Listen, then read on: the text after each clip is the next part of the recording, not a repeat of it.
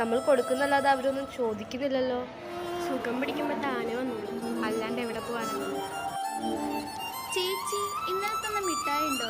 ഉണ്ടെങ്കിൽ ഒന്ന് തരാവോ? ഇന്നലെ മിഞ്ഞാന്നൊക്കെ ഫ്രീ ആയിട്ടല്ലേ തന്നെ? അതെന്നെ മാവൻ ഗൾഫിൽ നിന്ന് പറഞ്ഞ മിഠായിയാ. ഇനി വേണമെങ്കിൽ പൈസ വേണം. അതിനെന്താ, ഇപ്പൊ തരാലോ. 10 രൂപയോ? ഒരു മിഠായിക്ക് 400 രൂപയാ. അയ്യോ, അത്ര പൈസ ഒന്നും എൻ്റെ കയ്യിലില്ല. അന്നാ മോള് കാര്യം ചെയ്യ്, വീട്ടിലച്ഛനോട് കള്ളം പറഞ്ഞിട്ട് പൈസ മേടിച്ചോണ്ട് വാ. ഓക്കെ, ശരി ചേച്ചി.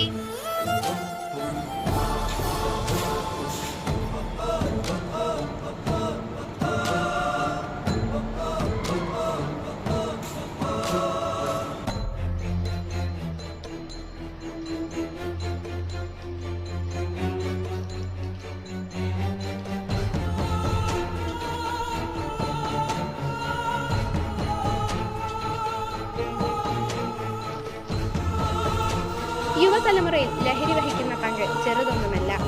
വിദ്യാർത്ഥികളെയാണ് കൂടുതലും ലഹരി വേട്ടയാടുന്നത്. ലഹരി വിമുക്തമായ ഒരു കേരളത്തിന് നമുക്ക് പ്രയത്നിക്കാം.